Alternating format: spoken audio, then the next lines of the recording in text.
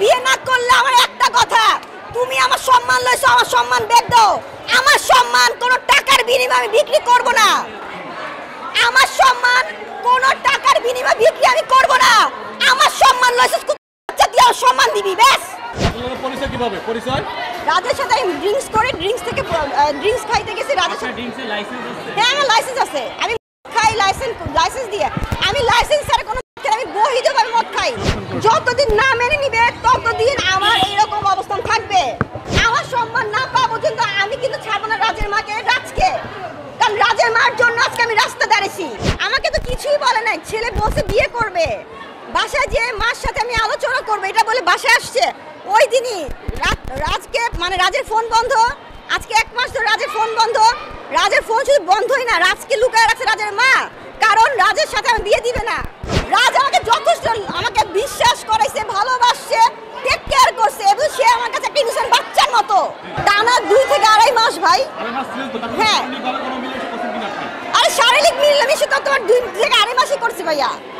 এখন তোমরা বলো রাজ হিন্দু, রাজ কোনো জব করে না, কোনো বিজনেস করে না, আমি এরপর কেন রাজকে ভালোবাসবো?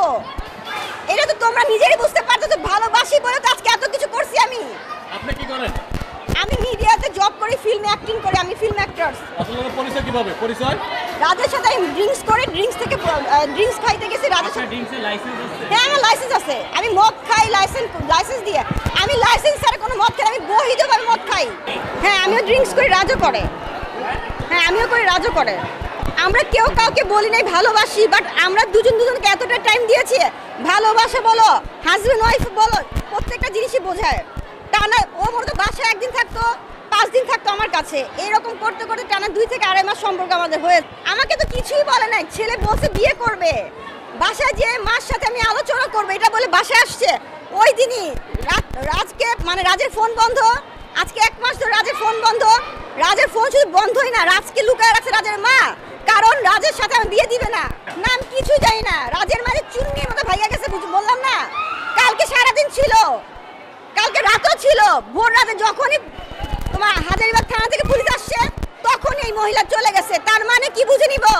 পুলিশ অফিসার রাজের মাকে ভেগে যাওয়ার জন্য হেল্প করছে। আমার একটাই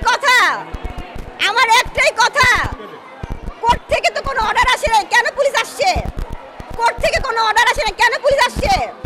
এই ওদেরকে ছবি তুলো, ওদেরকে ছবি, ভাইয়া ওদেরকে ছবি তুলো না। টাকার কাছে আইন বিক্রি হয়, টাকার কাছে পুলিশ বিক্রি হয়। আমি বলবো কালকে রাজের মা বাসা ছিল, আজকে নাই কেন? কালকে থানা থেকে ওসির আসার পরে কেন রাজের মা চলে গেছে? এটা আপনারা কি বলবেন?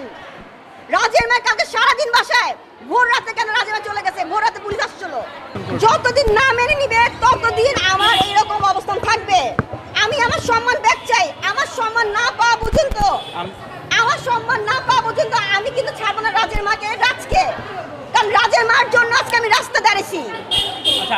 যেহেতু রাজের মা নাই তো আমি এখানে থাকবো না। আমি এখন থানায় যাবো, থানায় যাবো, জিজ্ঞেস করবো স্যার এই ঘটনাগুলো কেন ঘটলো? রাজের মা কালকে ছিল, ভোর রাতে রাজের মা চলে গেল কেন এবং